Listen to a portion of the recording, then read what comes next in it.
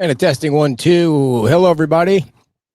Getting back on here so I can get back to my opening rant this morning and make sure that all the cuts were played. I want to make sure everybody was able to hear all the actualities that we played during the show. So I'm going to go live in 3 minutes. And make sure everybody can get the full gist of hearing the audio cuts from the town council. So stay tuned. We're going to go live in less than 3 minutes.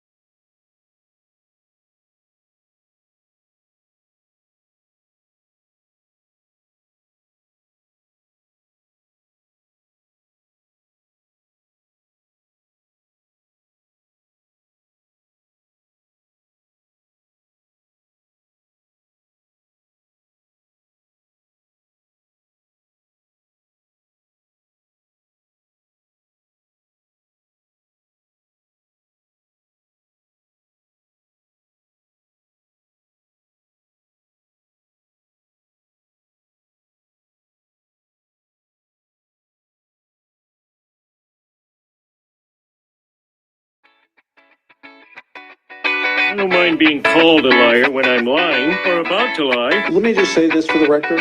The content of the show has nothing to do with this. Or just finish lying. It has something to do with it in some people's mind. It has zero to do with it in my mind.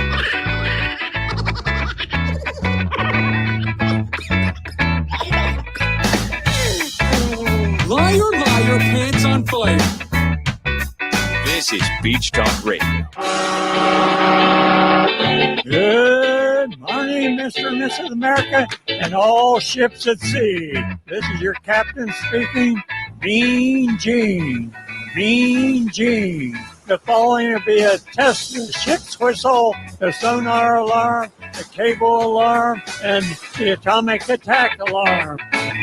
And hello, everybody, and welcome to take 2 of episode number 166 from our opening rant this morning. We want to make sure that we get everything across in a crystal clear way. So if the sound is clear and you can hear my voice, please let me know. And we want to, of course, thank everybody that supported us throughout the week, watching what's going on with our situation out in Times Square and our First Amendment and our free speech situation down there. So we want to thank everybody for that, for all their input and support. And for everybody that's tuning in that doesn't know what's going on, we want to give a little recap and why we're sitting in the publicly owned space in Times Square. Here's the story without the spin of the town council. We tried to follow the town council's rules to get back outside, and we applied for a street performer's permit and paid for a business tax receipt from Lee County. And we sent the town a check for $75. That's how much it costs to apply for a street performer's permit. They had 2 open. Typically, when a street performer has a permit denied, the next step is for that person to appeal to the full council. Well, to make sure we weren't able to appeal his decision, Roger, the town manager, Hernstedt, decided technically that it wasn't a denial. What he said was we didn't fit the definition of the town's code as a street performer, so the council would have to change the code first to even have us considered. And that's what he told them this week at the town council meeting.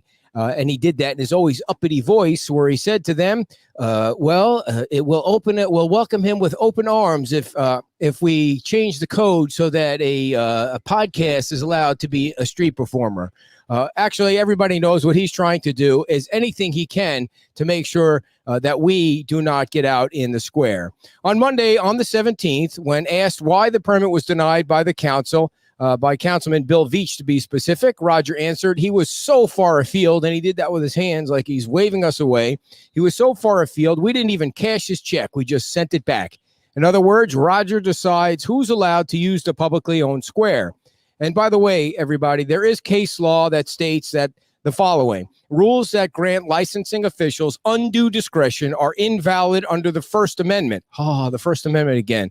In other words, despite what he thinks, the town manager doesn't get to play God on Fort Myers Beach.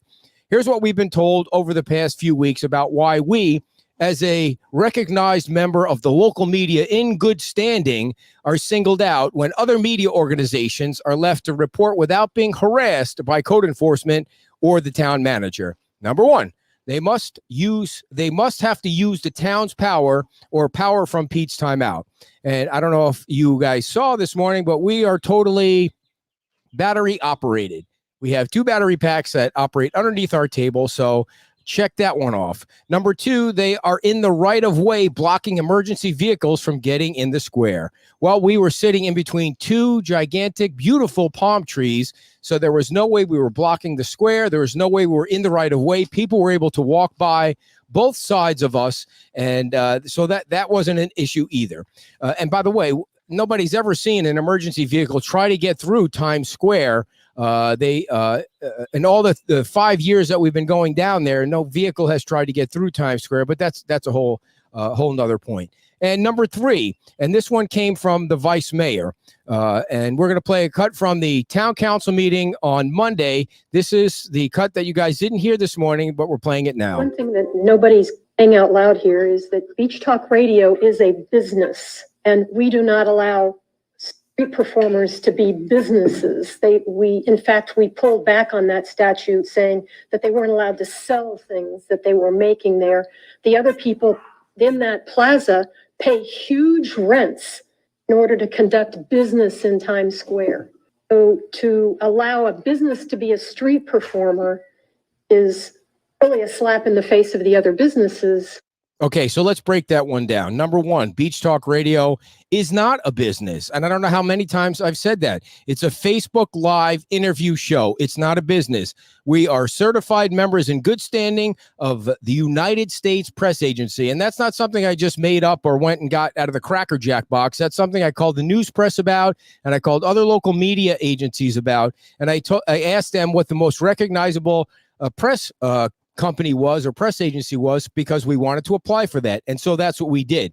So we're not registered as an LLC. We're not registered as an S corporation. So for her to say that we're a business, she's saying that because we read ads during the show. That's what her thing is, that we read ads. I guess that's what her thing is, because we do not sell. Obviously, you guys know we have hats and we have shirts and we have koozies on the way. I haven't even said that, but we don't sell them in Times Square. So that argument that we're a business, they sent us a violation once before, and they sent it to my house for Beach Talk Radio News.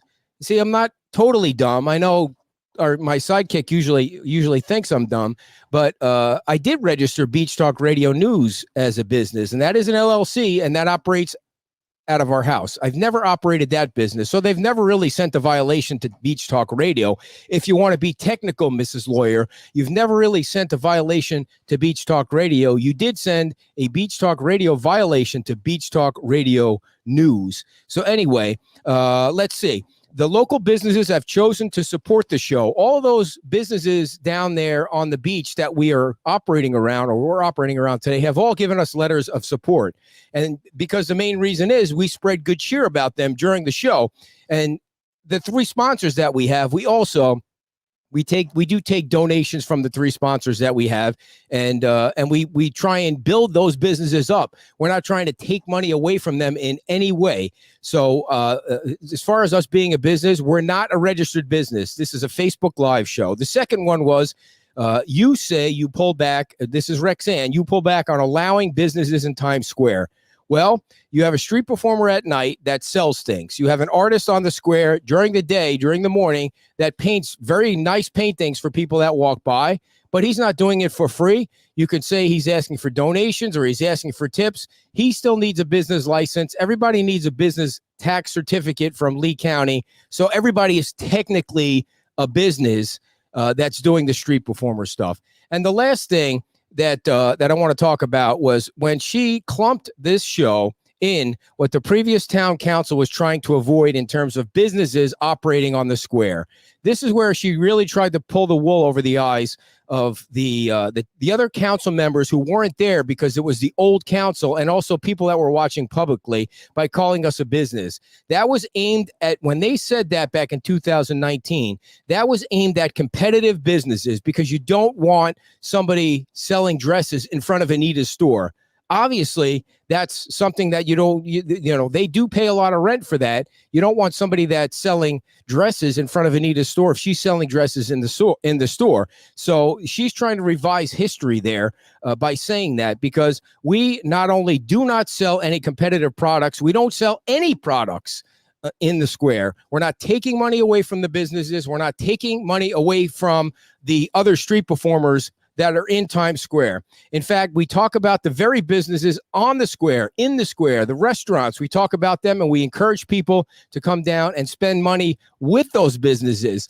Every single one of them, from Pete's Time Out to Margaritas to La Ola to all the restaurants that are down there. We encourage them to come down more than the town council has ever done.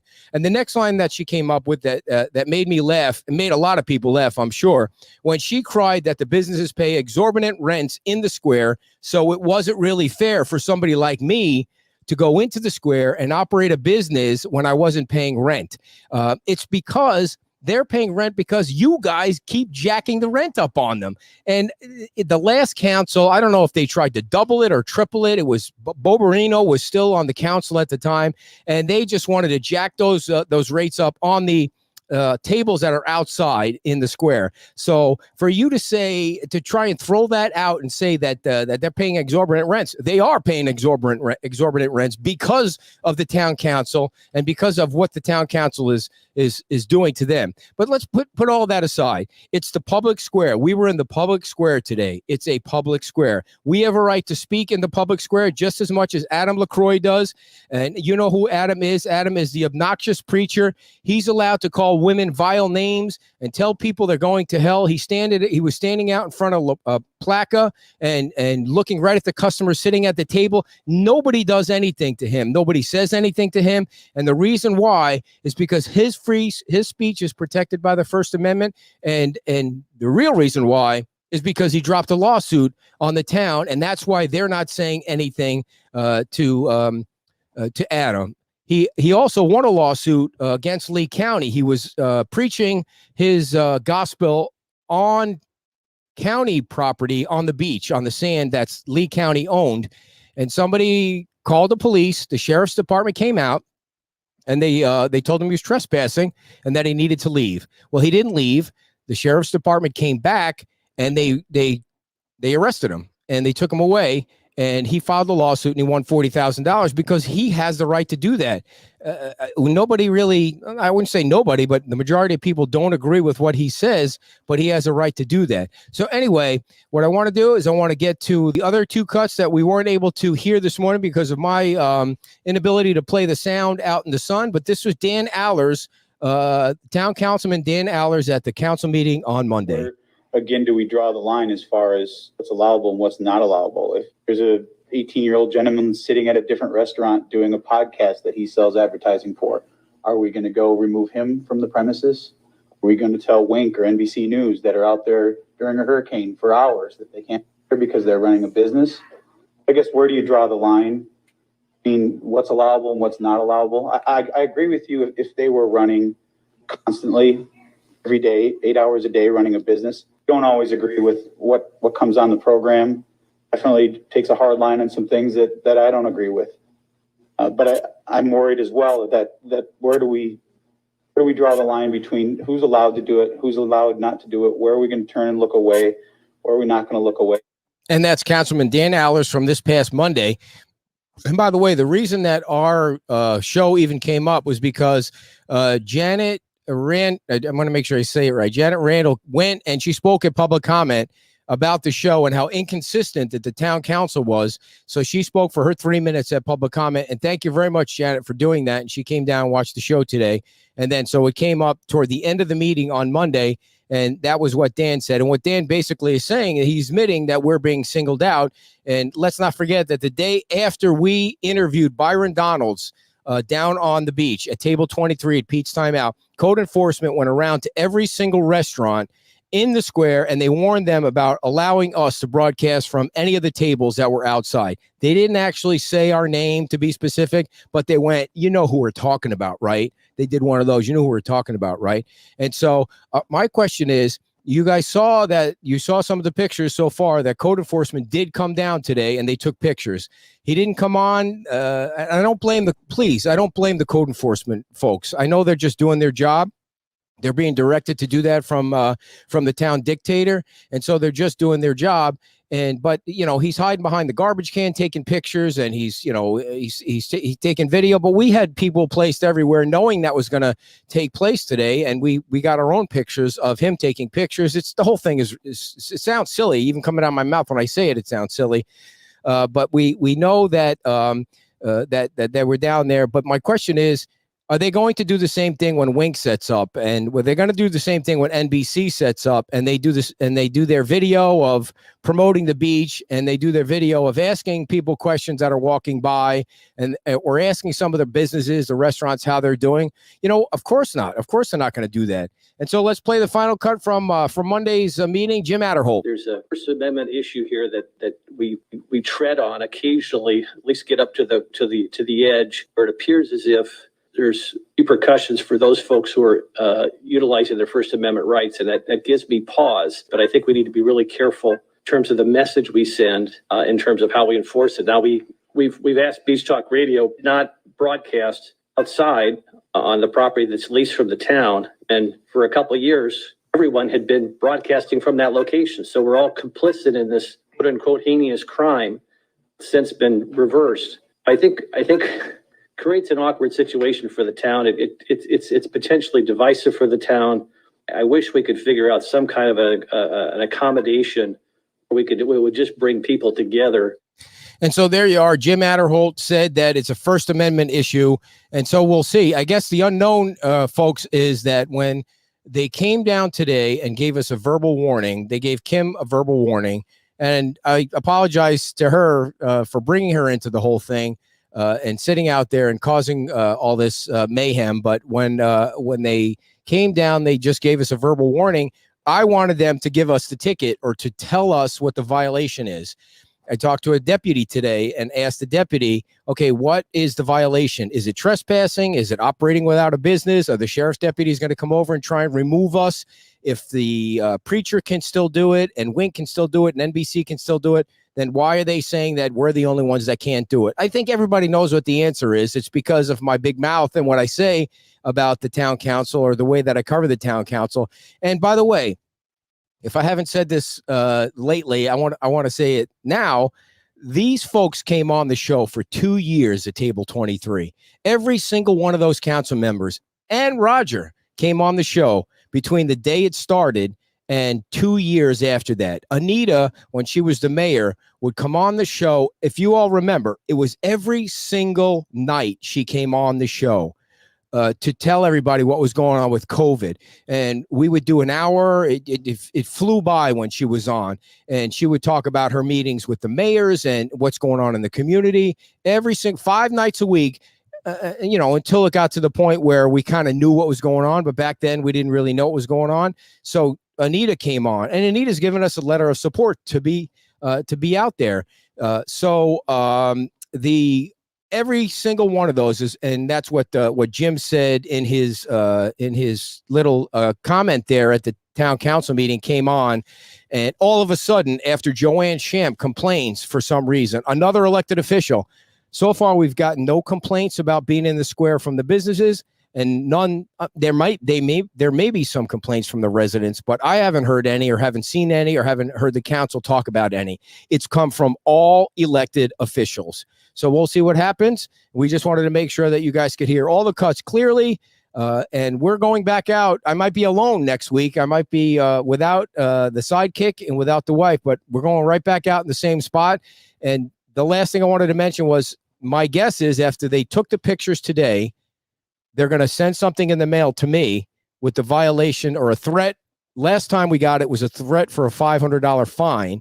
And so I'm guessing they're going to send a threat for some kind of fine, but I don't know what the violation will be. But, you know, as soon as I get it in the mail, I'll take a copy of it and post it on the Facebook page. So we want to thank you guys again for everything. All the support on the Facebook has been great.